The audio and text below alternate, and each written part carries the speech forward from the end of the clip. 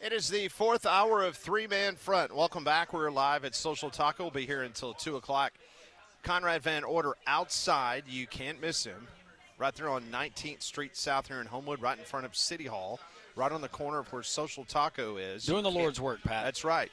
Raising a bunch of money. Cannot thank our listeners enough. We have had people drive by and give money to Conrad. And that money, we were talking during the commercial break, of us being able to go and purchase those non-perishable items tonight.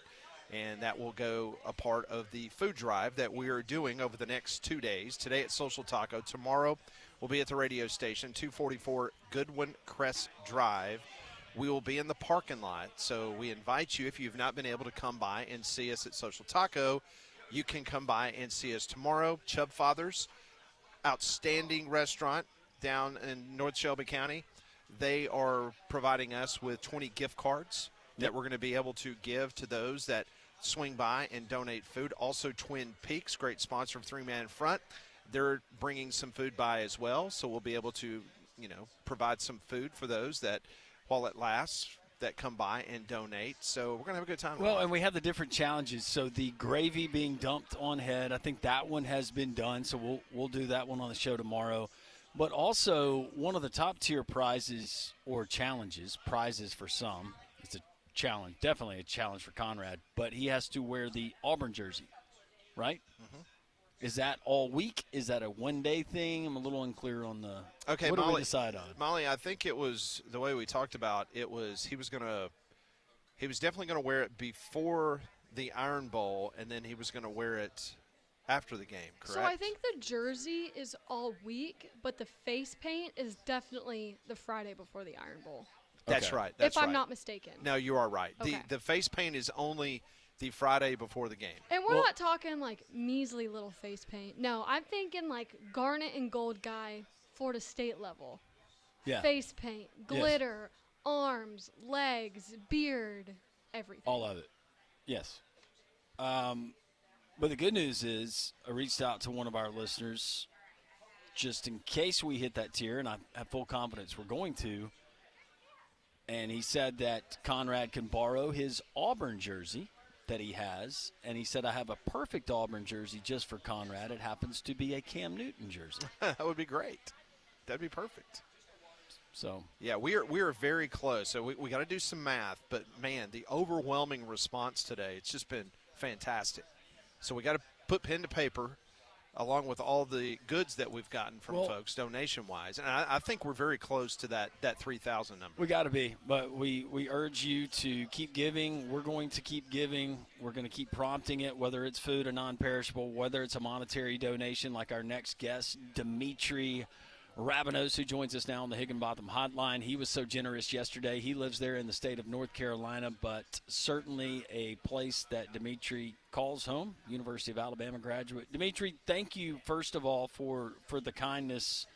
We didn't ask you to do it. You did it, took it upon yourself to do it, and we appreciate it. Just want you to know that. Oh, I appreciate you guys and anybody helping out this time of year, particularly this year. It sucks the situation a lot of people are in, and if you have the opportunity to do a little bit better for people, I think you should do it. It's something I try and impart on my teenagers all the time. Well, no, we do appreciate that. Like Landrum said, that was when it came in yesterday. We were like, oh, my goodness, that is so very cool that Demetri stepped up and donated. So we appreciate that very, very much. Does this mean that you're going to give to the Lane Kiffin Stay in Oxford Fund that I have been created? I was just telling Molly, like Lane Kiffin, if you look at his social media, feels very much like he's in his wine mom decals on the kitchen wall era, and I think he just wants to feel pretty, and he's going to end up staying in Oxford. I feel like we're watching something that maybe happened in Hollywood one time, or maybe with like David Letterman, would he leave CBS and go back to NBC? This is kind of crazy, but when you start looking at it in historical perspective, let's just take college football coaches. If the reports are true and Lane Kiffin gets a $15 million per season contract, whether it's for 5 or for 10, making him the highest paid in college football, Demetri, this is all still without having won a conference championship in the conference that you're coaching in. Yeah, and it's a crazy story considering what we thought of Lane. Certainly when he got fired at USC, but even before that, I mean, going to the days of trying a 78-yard field goal with Sebastian Janikowski when he coached the Raiders, like, you certainly didn't think that guy was ever going to be the guy that the entire sport was pining for. But good for him. And the reality, Landrum, and this is why I think people at LSU were so furious with the way that the governor, Jeff Landry, down there was talking about college coaching contracts. Like, yeah, they're absurd, but like to be the one that insists they are going to reset the market and restore sanity means you better get used to having a bad coach then, because guys in Lane's shoes can command the money. Demetri Ravanos joins us from SEC Unfiltered, and also he has another job. He's like Lane Kiffin. Hey, congratulations, He's got like a million Demetri. jobs. Now he's at awful announcing. Yeah, Like, I write a little bit about sports media and sort of where it intersects with anything, pop culture, politics, business, you name it. Yeah, it's been a lot of fun. Is it going to be a conflict of interest when you write about Pat? Yeah, I was about to ask, when are you going to do a piece on me? Listen, you talk to the bosses there to solidify travel, and we'll make it happen. Okay. All right. Yeah, listen, I'm being naked about it. It's pay for play with me, baby. As it should be, my friend. Hey, We're all too old for practice. I think Greyhound still drives from North Carolina to Birmingham. Yeah, you can make it in a smooth 16 and a half hours. Yeah. You got plenty of time to ride on the bus, right? Yeah. No blowouts. Yeah, nothing like that. Fingers crossed. Okay, so we're joking around about this Lane Kiffin situation. Not that you live in Virginia, but you are on the Eastern Seaboard.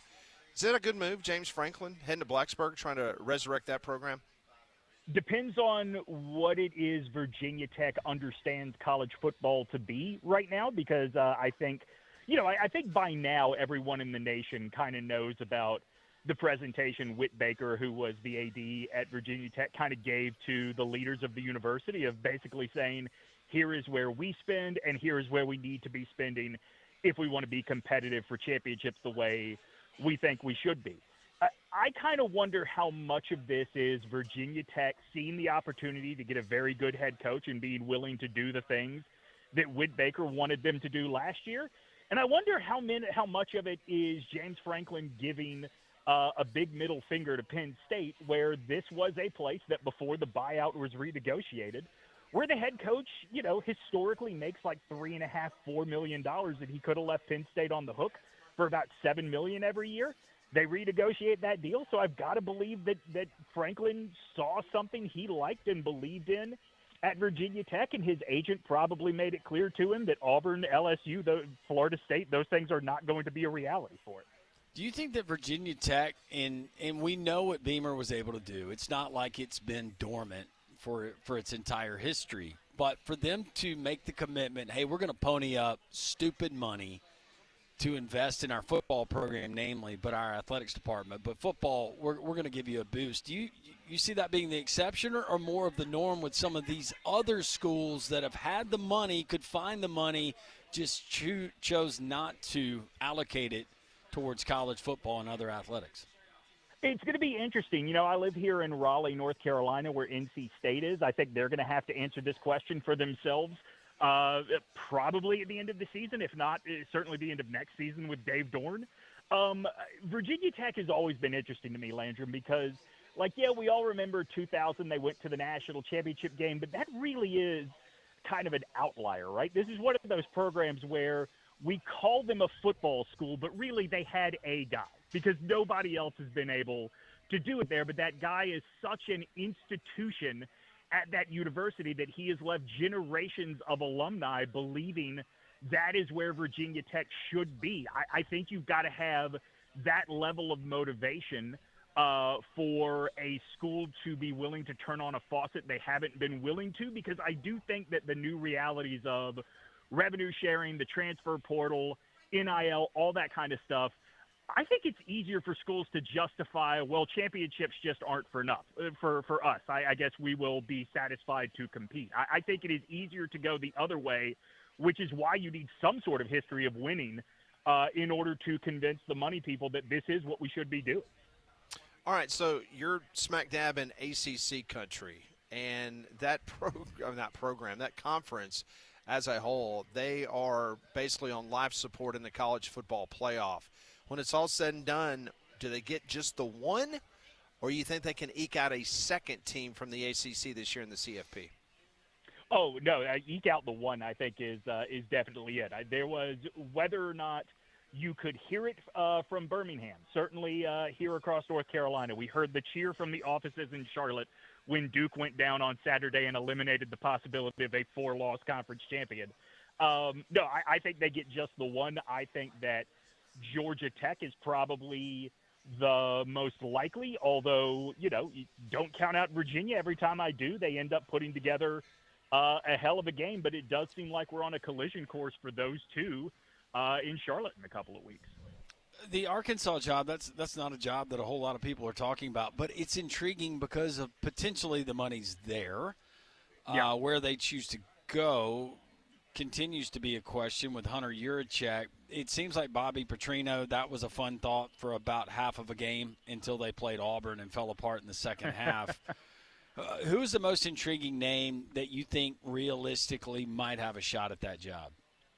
That is a good question in terms of – because the combination of intriguing and realistic is really hard to put your finger on. I feel like every week that goes by, we hear that Alex Golish at South Florida is a real player for another job that it never dawned on me he would be considered for. So I guess he would be my default answer anywhere that doesn't seem to have a front runner. I think, did I see the betting favorite for the Arkansas job is Ryan Silverfield at Memphis? Is that right? Yes, that's correct. Yeah. Yep. I mean, look, I think Silverfield is a good coach. I don't think that's going to win you any press conference. Now, that shouldn't be Yurachek's primary motivator, but certainly there are people in Northwest Arkansas that is what it is they aim to do with every coaching hire.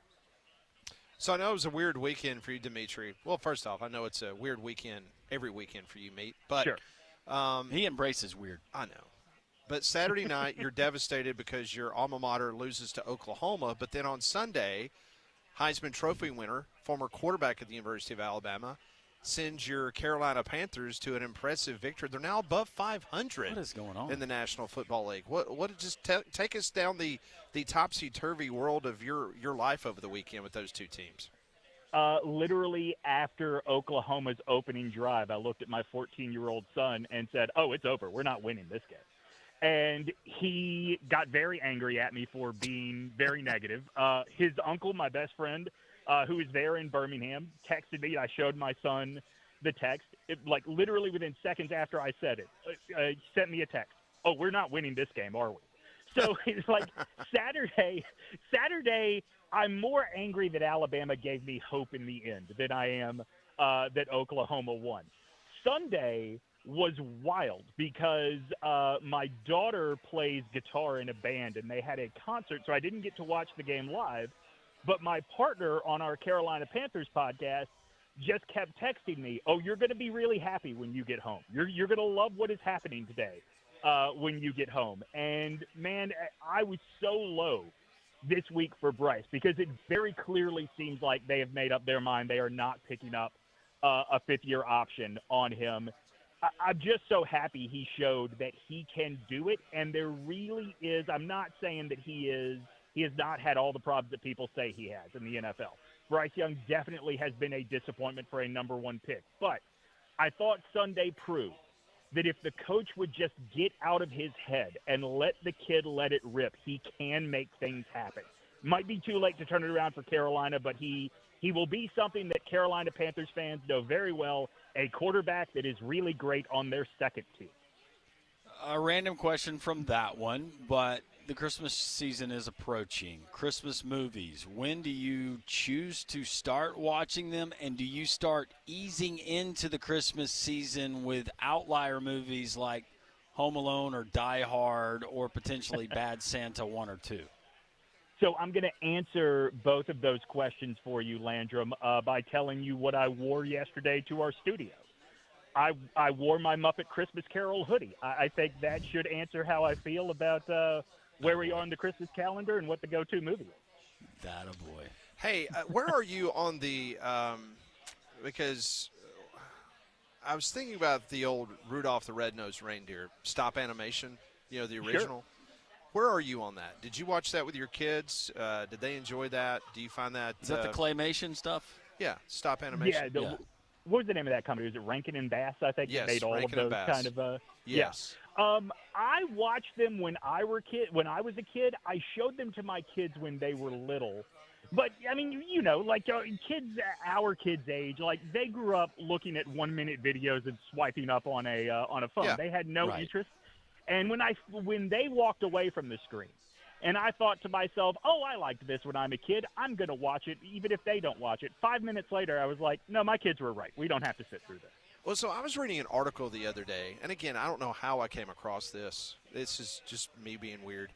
But do you realize that the first edition of Rudolph the Red-Nosed Reindeer had a completely different ending than the rest of them that we see today? Did you know that? It's not like Bambi, is it? No, I didn't know that. Like, it had a completely different ending than what it is that is Today. available out there right now? That is correct. Yes, the first year that it was put out there, if you know the movie, in the original, you had Santa with Rudolph leading the sleigh, went off into the atmosphere. Yeah, across the moon. That's Yeah, how it yeah. ended. That's Yeah. how it ended. Well, after that aired on CBS, there was such an outcry by people across the country. Now think about it. This is not internet. This is people writing letters to the Columbia Broadcast System, CBS, and said, "We are just amazingly upset because you didn't tell us what happened to the Misfit toys." Oh, okay. I have heard this story that it actually, the original one ends with the elf that wants to be a dentist back on the island of Misfit Toys, right? But the ones that you see now is that they come back to the island of Misfit Toys to save the Misfit Toys. So they wanted closure Right, with right. the Yes, Misfit but toys. there was such an outcry by the American people. It was like, oh my gosh, we love this, but what happened to the Misfit Toys? Some of the Misfit toys, to be honest, they kind of creep me out. So then they had to come back, and they redid it. And then from that point forward, the one that we see and the one that's available out there for everyone to consume has the second edition, not the original edition. This is the difference between being raised in a time of only 3 TV channels and a time of Netflix, Disney Plus. There was no automatic assumption. Oh, we'll find out in season 2 what happens to the Misfit Well, the Toys. teacher in Charlie Brown's Christmas, I'm surprised there wasn't an outcry and a writing of letters there, like a campaign. We want to hear her speak actual words. With all the updating of the Peanuts characters that Right. That the Apple TV app did, I am very happy that held firm throughout. I thought they were going to do something a little cutesy and a little too over the top and give us like a sexy teacher. But and the other amazing part about that whole the Rudolph the Red-Nosed Reindeer situation is that became the first time in United States media history that the public, the outcry, was able to change. Of course, when in the 80s it was Murphy Brown. Remember, Murphy Brown got canceled.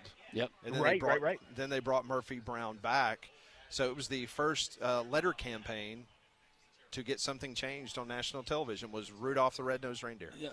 Wow. This time of year, does it not make you guys miss some of the things that we used to get? We still get those, but like Bob Hope's special. Well, think about in the age of like streaming where every episode drops at once. Like we don't even have Christmas episodes of TV No. shows anymore. No. And remember the Bob Hope Christmas also was All-Americans. Had the All-American All-Americans team, right? Yeah, and he'd have his little one-liner Yeah, about about every player. this guy can run through a brick wall and blah, blah, blah. Yeah, Landon Roberts, a guard for UAB. Here he is. Take a look at him. There is a great video for anybody. You could probably find it on Twitter or YouTube. I highly recommend you look up Bob Hope introducing William the Refrigerator Perry on one of those Christmas specials. It is Like, it is shocking he got away with it. Even then, like, it's shocking that he could sit there and tell Refrigerator Perry how fat he was without Refrigerator Perry just beating the crap out of him. That is hilarious. Demetri, always fun no matter what kind of path we go down. Thanks, you never Demetri. know with me and Landrum, but always appreciate your time.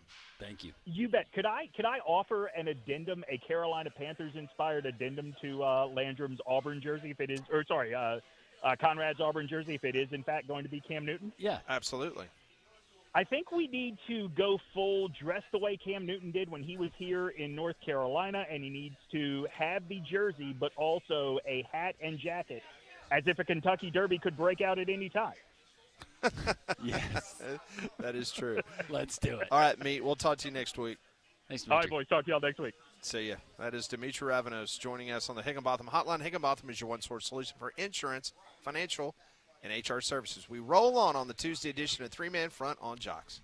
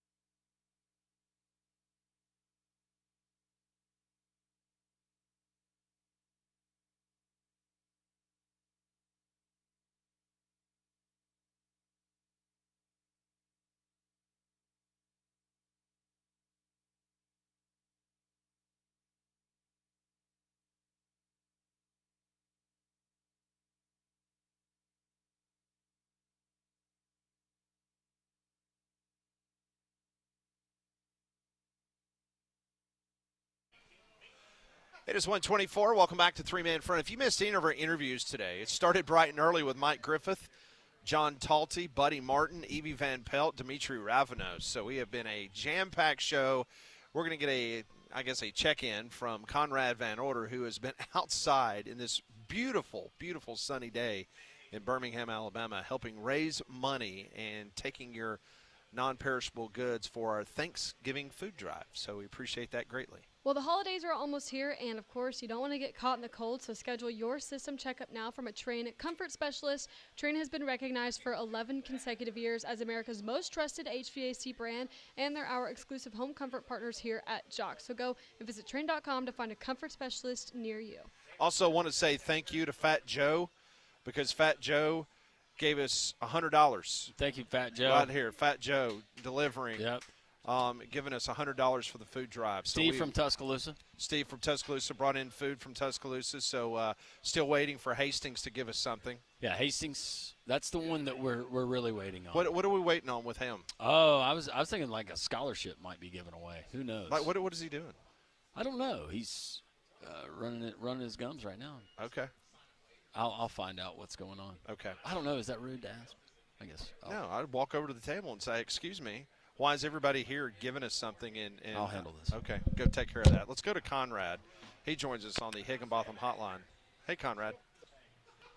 Hey, Pat. No, let me say this first. I'm glad y'all are getting on to Hastings, because when he came up to us outside, it was right after that very nice gentleman had pulled over and given me $500 of cash towards the food drive. And then Hastings walks up empty-handed, and he didn't look like he had any remorse about it whatsoever. Bye, BB. And it's just I'm glad that y'all are staying on him, because he's been talking a big game, and we need him to contribute. Well, yeah, I mean, Landrum's over there right now kind of cornering him a little bit because, I think it's kind of an awkward conversation right now because, I mean, we don't want to pressure anybody to do something that they're not comfortable doing, especially during the holiday season.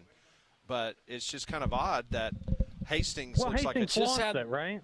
Just had the conversation. I think now I've put some pressure on him, guys, where we're going to get a scholarship fund. Oh, that's sweet. Yep. That'd be awesome. Yeah. Yeah.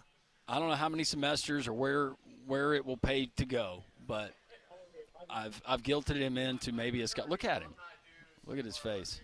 Yeah, anyways, things are going well out there, Conrad, I guess. People are still asking for your Venmo.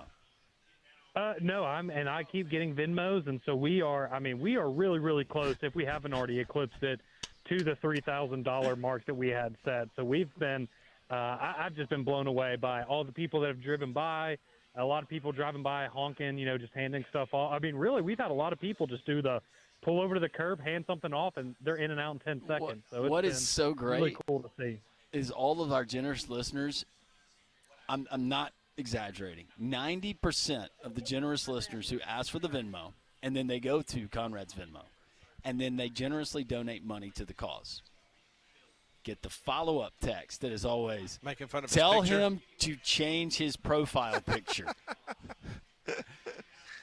Babyface Conrad at 18 years old. Work. Yeah. Was that pre-cave or was that post-cave? That was post-cave. That was freshman year of college. So that was clean shaven. All right, I looked like I was actually put together at one point in my life. Yeah. Okay, so a reminder.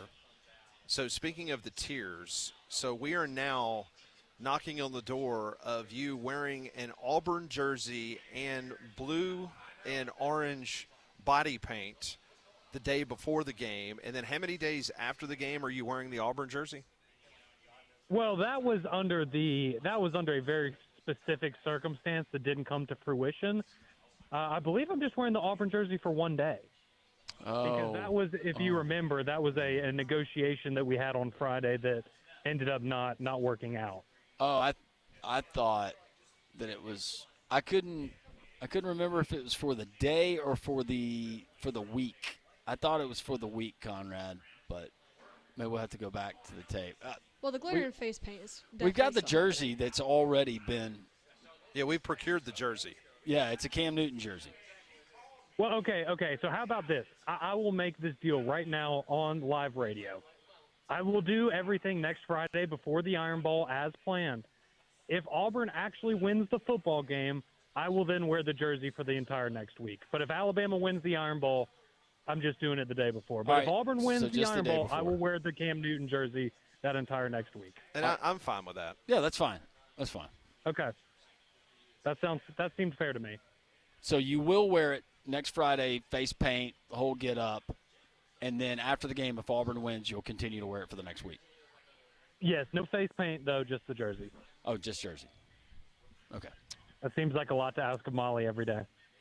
Well, if I'm not Just mistaken, the Friday before the Iron Bowl. For the I think face paint. Molly's got face paint and other things that you'll have to be put on your body. Yep. The I've other got a thing lot of worries face me paint. a little bit. Yep.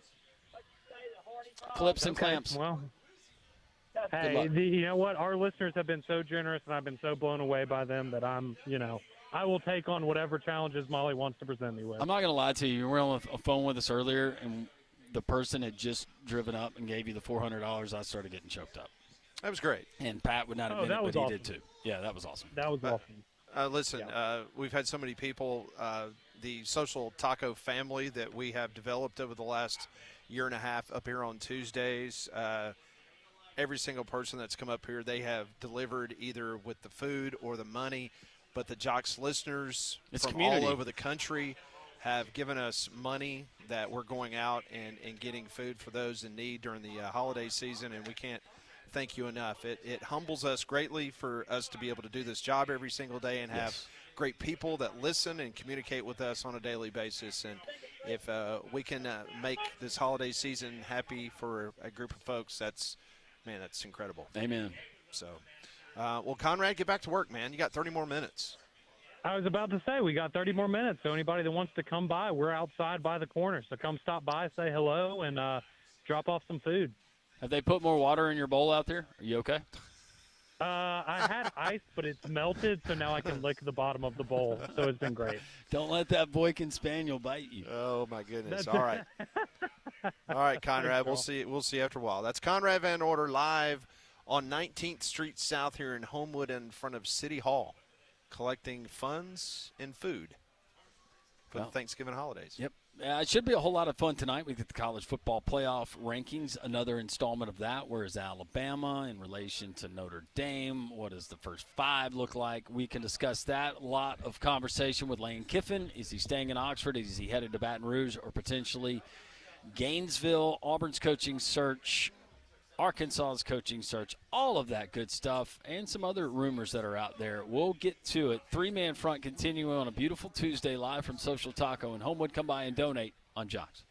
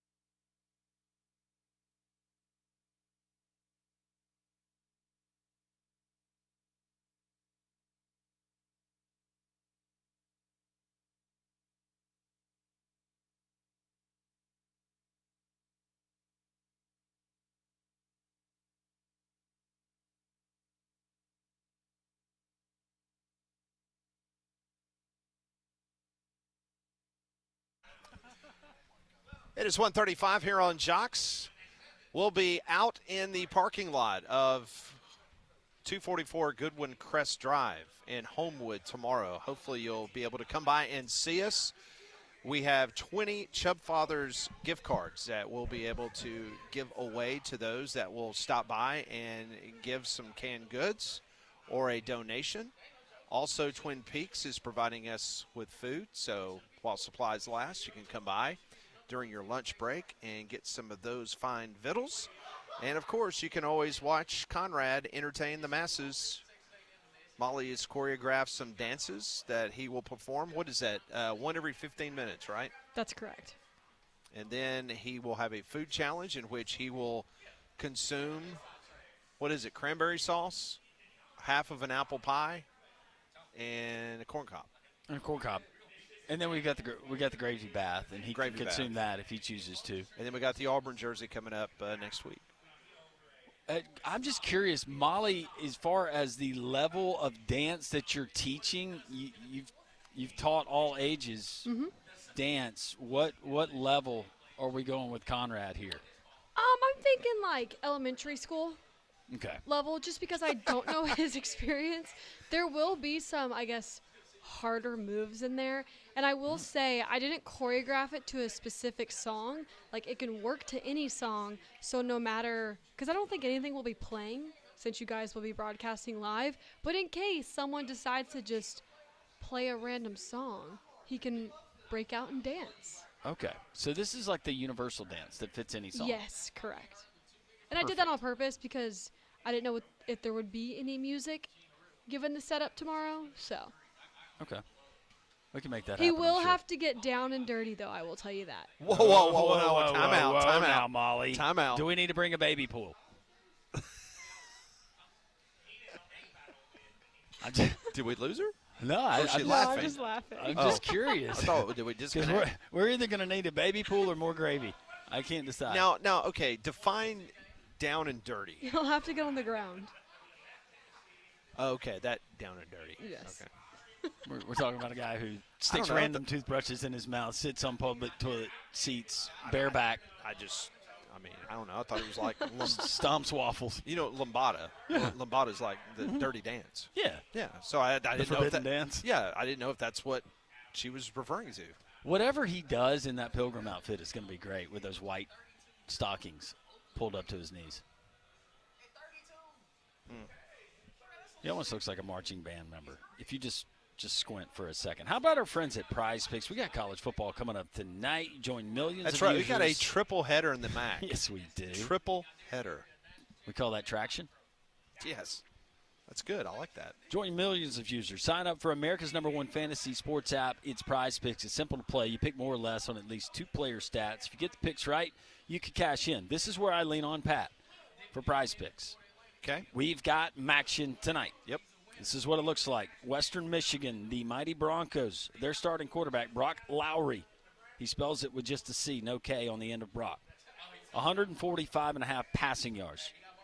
More or less? Ooh, he's averaging 144 on the season. I'm going to go less. At NIU, you're going to go less? I'm going to go less. Than the 145.5. Yes. All right, that sounds good. How about Jalen Macon, the NIU quarterback, playing at home, taking on Western Michigan? 110.5 passing yards. I'm going to say more. What is going on in the MAC? Are you guys not throwing the ball very efficiently anymore? No, not at all. Is it back to the run game? It's kind of like Alabama, except running the ball. So you're going more on Jalen Macon? Yes. If both of those players hit, we win. You can win, too. Download the Prize Pick app today. Use code WJOX. Get $50 in lineups after you play your first $5 lineup. That's code WJOX. $50 in lineups after the first $5 lineup. Prize Picks, it's good to be right. And we mentioned a triple header tonight in the MAC. You got Akron and Bowling Green. Bowling Green, a 3.5-point favorite. Then you got UMass and Ohio. Ooh. Ohio is a 33.5-point favorite at home against UMass. UMass is 0-10, 0-6. Is Don Brown still there? I don't think so. Okay. I thought he had that going for like half a second where they were going to win 5 games a year. And then the other game that Landrum was just referring to in the Prize Picks, Western Michigan against Northern Illinois. Western Michigan is a 6.5-point favorite, and Western Michigan's head coach is a former Alabama wide receiver, Lance Taylor. He is in charge of the Bronco football program. They got a big win last week. They're 6-4, 5-1 in the MAC. All three of those games, 6 o'clock tonight. So 3 different networks. I'll have 3 different televisions going at one time tonight. ESPNU, CBS Sports Network, and ESPN2 will have all of those games in its entirety. Talked a lot today about Lane Kiffin, what's up with him, what does the future look like with him in Oxford. He did a national interview with Pat McAfee earlier today, and he said there has been no ultimatum in regards to him making any kind of decision before the Egg Bowl or any other time in regards to his time going away from Ole Miss. We had Evie Van Pelt on from the Rebel Walk. She told us that they had yoga session this morning, right? And Keith Carter, the athletics director at Ole Miss, and Lane Kiffin was there together.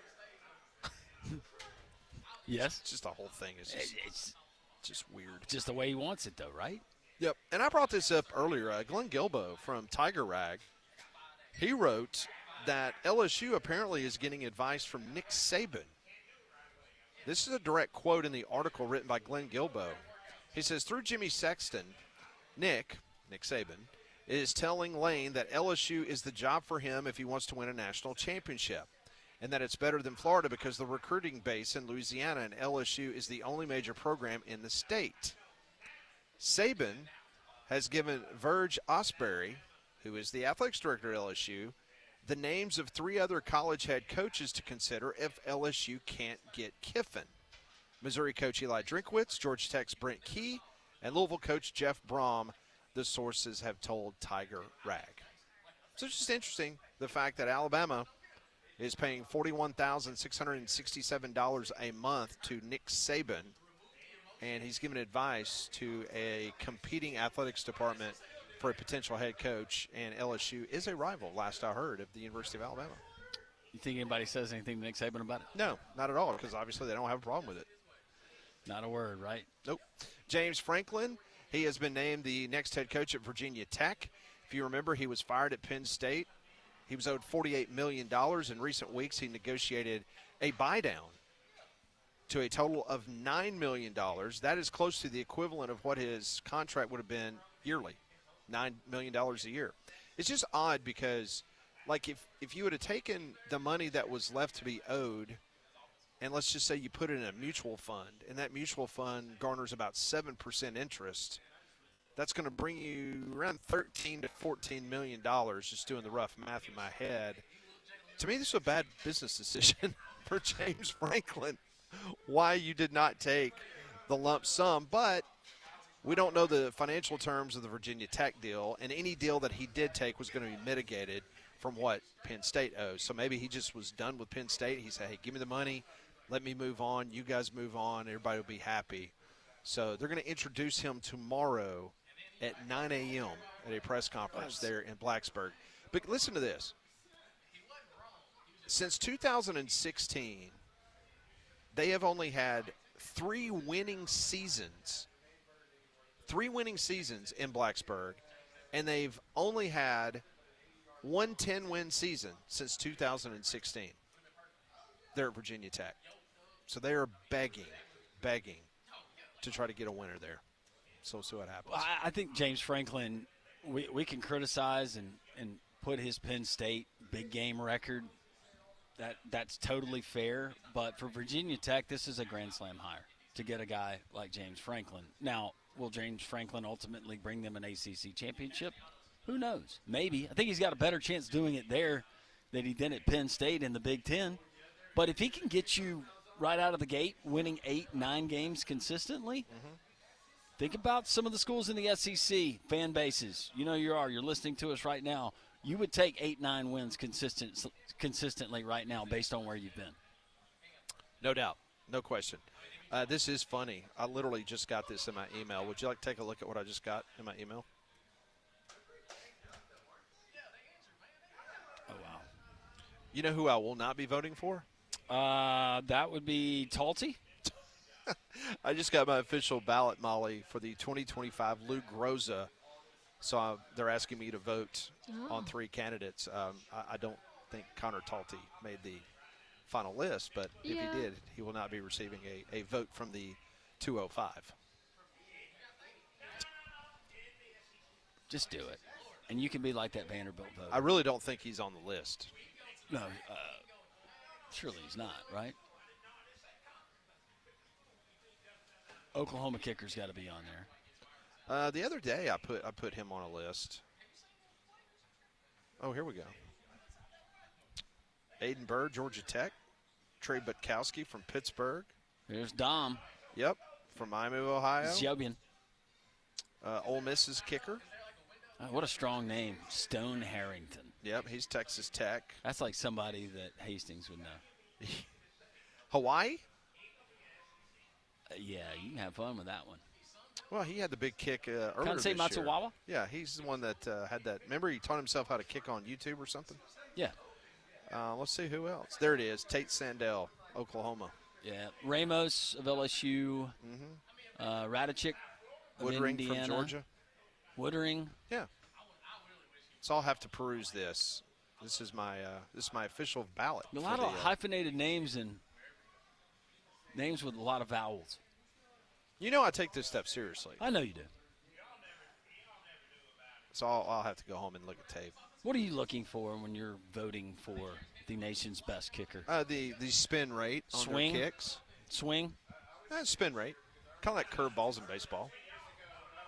I'll look at Pro Football Focus. I'll look at certain spin rates on kickers. Exit velo? Gait? Yeah, all those things come into play. Bone structure? No, not as much. I pull weather reports on all the places they've kicked because, that's one of my things about barometric pressure. Who's the most impressive college kicker you've ever seen? Ever? Ever. Was it Janikowski? He was good. He was really good. I tell you what, Kevin Butler at Georgia. Yeah, that was good. Kevin Butler was really, really good. Let me tell you something. Will Reichert. Maybe it was just the fact that Will Reichert came in What's after crazy a is Will Reichert horrible. got better Yeah, as his career went along. but if you remember, Will Reichert came in after kind of the dark days of Alabama kicking. No, that was. You know what I'm saying? I remember the day he committed. We were at the SEC baseball tournament, Yeah. and it was, oh man, this poor Hoover kid. He is going. Oh, don't do that to yourself. And Will Reichert actually did great. Yeah, he did. He did outstanding. He's still and doing great. Yeah, he's doing really well in the National Football League, so kudos to him. You need to take advantage of the Black Friday event, which is all month long at Courtesy GMC. Biggest savings of the year with the lowest prices in the Southeast. Up to $14,000 off MSRP on remaining 2025 2500 HDs that are currently in stock. Up to $12,000 off MSRP on the 2026 Sierras that are in stock. Up to $15,000 off the MSRP on the 2025 Sierras. Plus the midsize GMC Canyon, $6,000 off. Got to take advantage of these wonderful deals. Multiple terrains and Acadias have hit the ground with huge savings as well. As the 2026 models come on lot, 9 acres of inventory. Visit their online inventory at courtesybirmingham.com. Right off of I-459, exit 32 in Trussville. The best deals you're going to find anywhere in the Southeast for a brand new GMCs right there in Trussville. More three-man front. We are live. We'll wrap things up here at Social Taco on Jocks.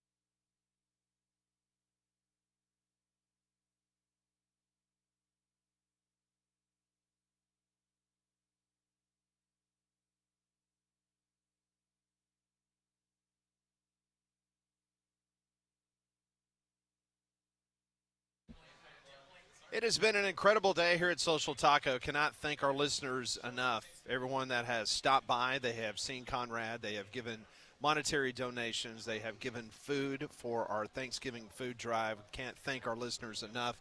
You guys deliver every single time we ask for something, and you guys have gone well overboard, and we appreciate that. And we've got another day in which we are collecting food and monetary donations. We immediately go out the night after we get these monetary donations, and we purchase these non-perishable items that we will put to the 100 families that have been identified that they're going to get some free turkeys.